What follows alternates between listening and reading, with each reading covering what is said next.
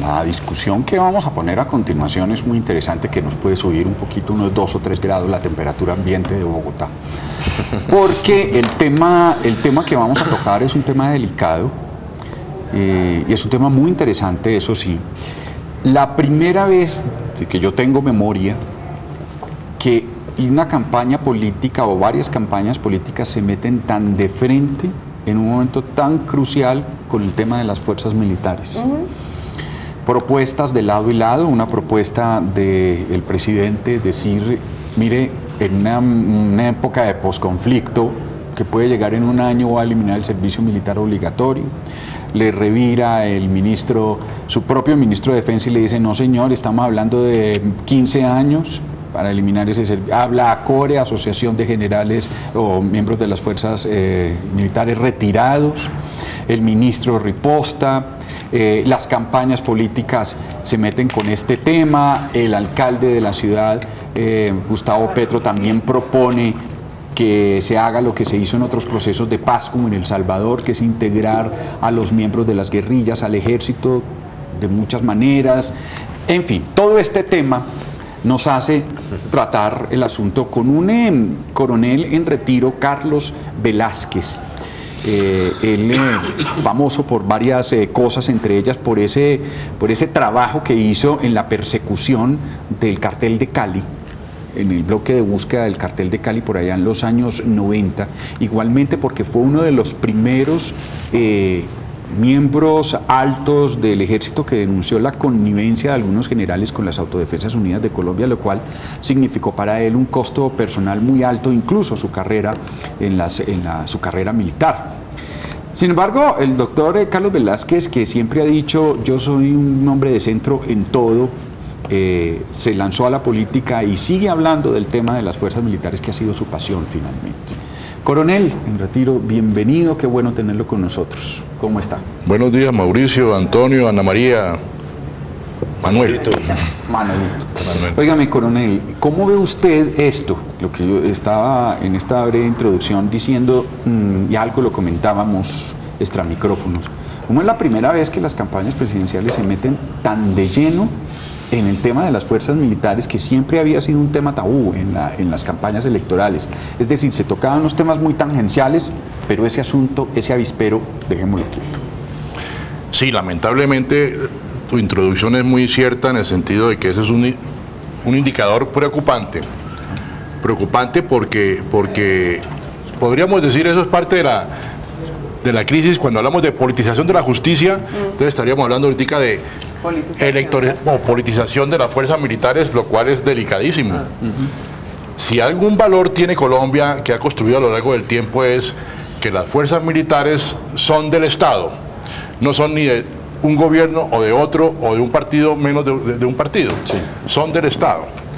Entonces, es indudablemente indicador de falta de criterio y hasta irresponsabilidad histórica, diría yo, el político que se pone a meter las fuerzas militares en el debate público, sobre todo en el debate electoral.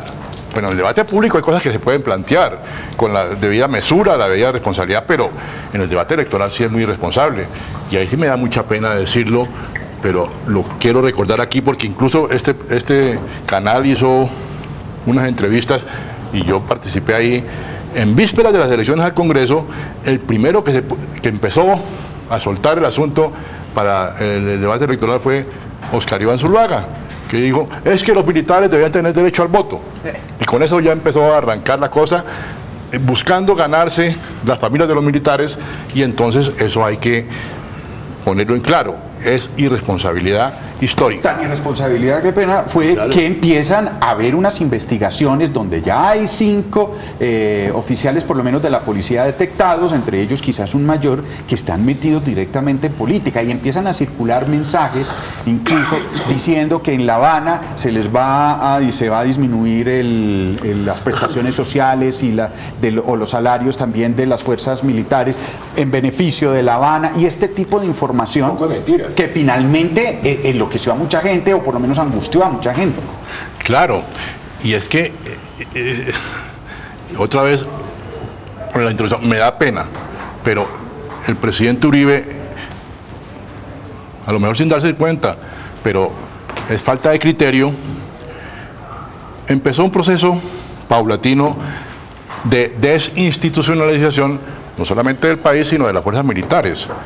Nunca antes en la historia del país, por excelente que fuera el presidente, se había dado el caso de un presidente que a las 5 de la mañana llamaba al capitán de la base, no sé qué, del país, a decir, oiga, mire que me acaban de llamar que se robaron un ganado en tal parte, que usted que va a estar, ay sí, presidente. Entonces, hombre, y entonces el capitán llamaba al coronel, mi coronel, usted me dio la orden de ir para tal lado, pero no puedo porque me acaba de llamar el presidente. Eso es una vaina que es decir, y por eso Uribe era muy popular ante sus amigos, porque entonces inmediatamente reaccionaba y la cosa, y ahora sí, se le puso coto a la guerrilla, pero era pura asunto psíquico, psicológico, más que real, pero desinstitucionalizador. Y nuevamente, Uribe nunca llamó a un general, que yo sepa, y tengo amigos en el servicio activo, nunca llamó a un general a pedirle opinión. General, ¿usted qué opina? ¿Hacemos esto o no? A darle órdenes. Pero qué profesionalismo hay ahí si el presidente Uribe no era militar. Por eso, exactamente. Entonces, eso estoy hablando que desinstitucionalizó progresivamente las fuerzas militares. Coronel Velázquez, mire, poniéndonos en la coyuntura, todo este involucramiento de las fuerzas militares en la política, uno pensaría que tiene 2 o 3 aristas para que la comentemos. Una, la política en general del país, donde siempre estará la política de paz, es decir, caso La Habana, y por el otro lado, la política electoral.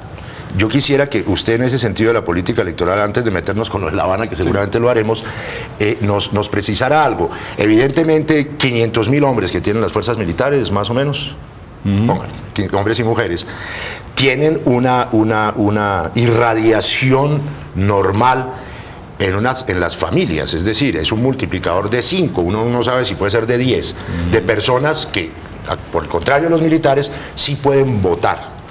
¿Usted cómo siente, conociendo las fuerzas militares, que opera eso? Es decir, ¿es tan importante influenciar a los militares como lo ha hecho la extrema derecha para irradiar votación a favor de Zuluaga? Pues sí, hay votos y el número que colocas es un número aproximado, adecuado, pero no es tanto el asunto de la votación. Es decir, por ejemplo, los militares frecuentemente son trasladados a diferentes guarniciones. Entonces llega el momento de votar y la esposa va a ir a votar y no está inscrita, entonces no vota. Y así muchos casos se presentan. Ahora, sí puede haber en este momento preocupación, y seguramente esa preocupación se trasluce en más intenciones de votar, por aquellas desinformaciones que van calando. Se acaba el conflicto, se reduce el ejército, su marido se queda sin trabajo. Y ahí entonces usted verá qué hace, entonces hay que votar por el que no la vaya a dejar sin trabajo. O los hijos que puedan ser mayores, sino la tía, el abuelo, los abuelitos, los papás, que eso es un combo muy grande. Y entonces, como un militar no ha tenido oportunidad de estudiar una carrera liberal que se llaman, y entonces dice, bueno, acaba el conflicto, capitán, ¿qué hago? Casado, hijos, ¿a qué me dedico? ¿Vigilante? En fin. El futuro no es muy promisorio, pero eso, repito, son desinformaciones. Ahora, inevitablemente el ejército como tal se tiene que reducir cuando se acabe el conflicto interno, pero eso, que se reduzca el ejército, no quiere decir que tenga que reducir las fuerzas militares como un todo, porque se tendrán que reestructurar para las nuevas amenazas que se presenten, y de todas maneras sería paulatino la disminución. Sí. Ahora sí, si le parece, pasamos al tema de La Habana, porque, bueno, allá se están discutiendo muchas cosas, entre otros temas, el tema pues, que se ha dicho, esas mentiras de que en La Habana se están discutiendo el futuro de las fuerzas militares, que también está provocando esta reacción, que es lo que usted está señalando ahora, esta reacción de pánico, de susto sí, exacto, y que genera una respuesta muchas veces irracional de parte de las familias.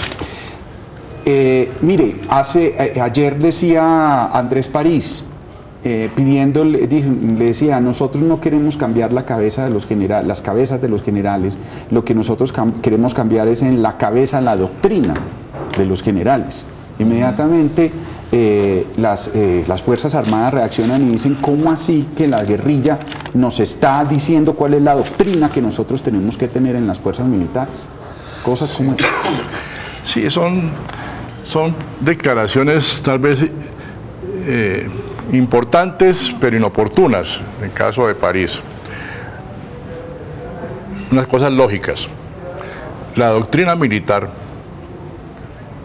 contrainsurgente surge porque aparecen las guerrillas. No es que la doctrina contrainsurgente existiera antes de que las guerrillas estuvieran. Entonces, también en lógica, una vez las guerrillas dejan de ser guerrillas, pues la doctrina también, por obvias razones, tiene que cambiar. Así de sencillo.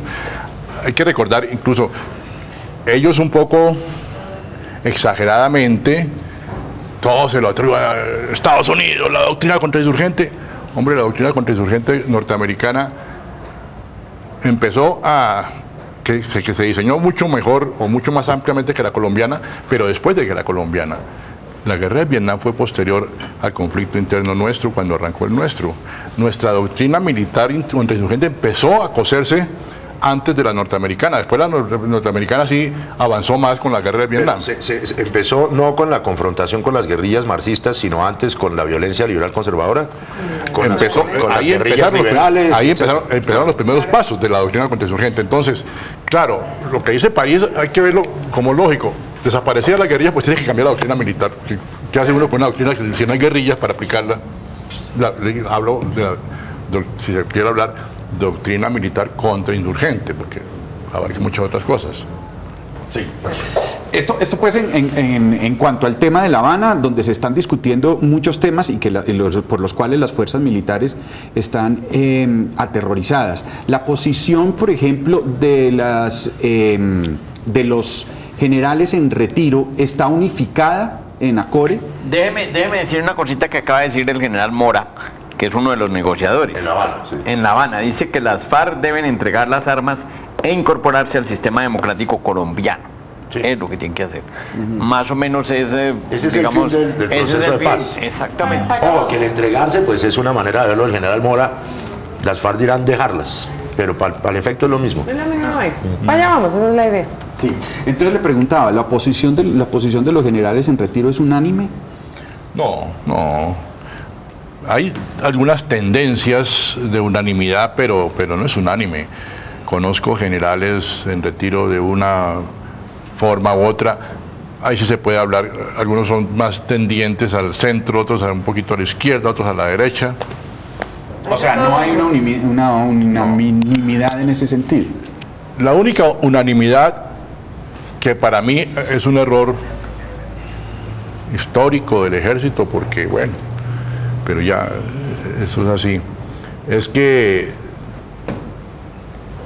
es la aversión a la FARC, y la aversión que a veces pasa en algunos más allá de lo normal y se convierte en un odio hacia un enemigo como si fuera personal y no un elemento que afecta el orden público. Y la guerra sucia ahí en la mitad, la violación de los derechos humanos. Cuando viene la tentación de la guerra sucia, cuando yo tomo un enemigo como personal, viene la tentación de la guerra sucia. Si yo lo tomo como institucional, como para el país, es otra cosa diferente. Sí. Coronel, mire, en la misma orden de ideas, en el alto mando de hoy, es decir, en todo el generalato de las 4 armas, a través de la figura del ministro Pinzón, ¿usted cómo siente que está esa correlación de fuerzas, no de izquierda y derecha, faltaría más, sino en el propósito de blindar y de construir la paz, o en el propósito uribista y zuluaguista de perpetuar la guerra e impedir la ampliación de la democracia? ¿Cómo siente usted, conociendo las fuerzas militares y sabiendo lo que representa Pinzón, que es prácticamente una quinta columna, digo yo, mi opinión, del uribismo en el gobierno, tanto que sí, se agarran con Santos? ¿Cómo ve usted eso de la correlación de fuerzas del mando hoy? Correlación de fuerzas con miras entre paz y guerra. Entre paz y guerra. No, yo no sabría balancear eso, correlación de fuerzas, porque siempre pienso en la institución militar como institución. Sí.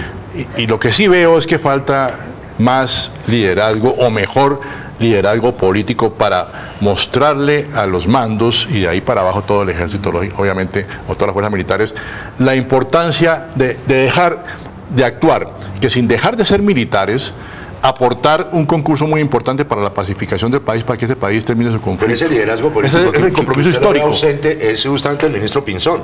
No es Santos, que finalmente es el jefe, pero que no es el hilo conductor directo con la tropa ni con los generales, ¿no? Lamentablemente sí, tengo que estar de acuerdo contigo en ese sentido. Veo a Juan Carlos Pinzón, a quien conozco, pero hace rato no hablo con él, lo veo muy imbuido del pensamiento militar y poco imbuido del pensamiento político de Estado. Estrategia. Por ejemplo, hizo una, digamos casi que desautorización por completa de una propuesta que hizo en un momento el alcalde de la ciudad, Gustavo Petro. Dijo, sería bueno pensar en una época de post-conflicto que estas personas, que estos guerrilleros, quienes tienen un entrenamiento en armas, quienes tienen una vida dedicada a eso, podrían llegar a ingresar a las fuerzas militares. ¿A usted cómo le suena eso? Porque eso se ha hecho en unos procesos de paz, por ejemplo, en El Salvador. Pero fue una propuesta, inmediatamente él dice, ni se le ocurra, además usted ni haga las propuestas que tiene una ciudad hecha pedazos, váyase para allá, cállese. Fue más o menos lo que le dijo. Sí, es crispación por el debate electoral, crispación por lo que ha pasado con Petro en la ciudad, pero así esa crispación es imprudencia, y la prudencia en un gobernante o en un alto cargo público es muy importante. Sí, una vez terminado el conflicto hay que plantear qué se hace con los desmovilizados o qué hace el país, porque alternativas hay varias. Ahora, ¿con base en qué surgen las alternativas? Con base en las amenazas que se detecten en ese momento. Bueno, las amenazas vigentes son estas, entonces, alternativas A, B, C, ventajas, desventajas, y se toma la decisión política. Y entre esas alternativas puede estar la que planteaba Petro, aunque yo no la vería para que ellos ingresaran al ejército. Puede ser una alternativa que implicaría, y voy a decirles con base en qué criterios se ha venido pensando en esta alternativa. Erogación presupuestal mínima, que no sea necesario desvincular militares en forma brusca, digamos, y numerosa, y que contribuya a la pacificación del país y que satisfaga en parte la deuda que tiene con el campo. ¿Cuál es la alternativa? Crear una Guardia Nacional Rural. ¿Cómo se crea? Desdoblando las fuerzas militares, parte del ejército, la mayor parte del ejército, un poco menos de la policía, carabineros, antinarcóticos y demás, infantería marina y algo de los helicópteros de la Fuerza Aérea. Y ahí cabría los erradicadores de las FARC, que vamos a terminar viendo podría eso. ser. Entonces, ahora, pues una nueva fuerza, nueva misión, nueva razón de ser. Entonces, esa gente hay que reentrenarla, reeducarla, porque una guardia es una fuerza eminentemente de seguridad y no es una fuerza ofensiva. Pero como ¿la es el Guardia ejército? Nacional Venezolana es civil o es militar? Es militar. Es militar, o sea Sí. que sería una especie Parecida a la guardia, pero aquí sería rural. de rural. Cubriría que los municipios de 20.000 habitantes hacia abajo, en seguridad. De ahí para arriba, la Policía Nacional, que se dedica exclusivamente a la seguridad ciudadana. Y el ejército. Y el ejército. Y la Fuerza Aérea. Y viene la pregunta que tú ibas a hacer. ¿Y la guerrilla? Sí. Yo diría, sí se lo gana. Ahora, sería voluntarios, como decía Petro, si hay gente que solamente tiene vocación para las armas. Claro. Pero si se lo ganan, ¿qué es? Haber pasado por la justicia transicional, haber todo el proceso, Sí. en fin, y si quedan limpios de eso, después de eso, viene la reeducación, el reentrenamiento, y se colocan el uniforme ahí con otros soldados. Eso de alguna manera coincide, coronel, me dirá usted si piensa así, con el anuncio que hace Santos de la eliminación en el posconflicto del servicio militar obligatorio. Es decir, que habría otra manera de equilibrar las fuerzas en términos de misión y en términos cuantitativos también. Claro, claro. Habría que mirar qué tanto se disminuye el servicio militar obligatorio, porque entonces sería mantener un servicio de guardia obligatorio, que es un servicio más social de seguridad que militar. Y eso sí, sería bueno mantenerlo por un buen tiempo, porque uno de los pecados que hemos cometido en este país es que el servicio militar obligatorio, que había podido ser el mejor elemento para la cohesión social, para estar gente de los diferentes estratos, de las diferentes regiones del país, hombro a hombro, no lo pudimos hacer. No, dejamos que fuera solamente para los estratos bajitos. Que el pueblo vaya y ponga a los muertos, lo que se dice en la calle. Es un error. Yo me acuerdo, es que, por ejemplo, como militar, sí he viajado mucho, pero yo conozco cultura de La Guajira, de Nariño, de Putumayo, de lo que sea, no tanto por haber estado allá viviendo, sino por los contingentes de soldados de diferentes partes que recibía, porque uno, interactuando con ellos, conoce el país de verdad. Coronel, cuéntenos cuáles serían las implicaciones hoy, en el hipotético y muy poco probable caso de que se suspenda el servicio militar obligatorio de un día para otro. Hoy, ¿cuáles serían las implicaciones para el ejército de esa suspensión? Y para la policía. Pues que los auxiliares. Lo que es la seguridad de infraestructura, de poblaciones y demás, sufriría un déficit en personal muy grande, porque la parte de soldados profesionales están exclusivamente dedicados o principalmente dedicados a las fuerzas de élite de ataque, a la guerra en sí. Los que no son del servicio militar obligatorio, los del servicio militar obligatorio, están dedicados a actuaciones de seguridad, que es como una guardia nacional, pero sin estar entrenados para ser guardia nacional. Gente del ejército actuando como Guardia Nacional, que es una contradicción, y de ahí han venido muchos problemas de violaciones de derechos humanos y demás. Coronel Carlos Velázquez, muchísimas gracias, coronel en retiro, por esta conversación tan interesante con usted sobre muchos puntos. Queríamos conocer su otro punto de vista de los que se han planteado últimamente y pues fue muy agradable, como siempre, contar con su presencia. Muchas gracias, coronel. Con mucho gusto. Bienvenido siempre. En una lógica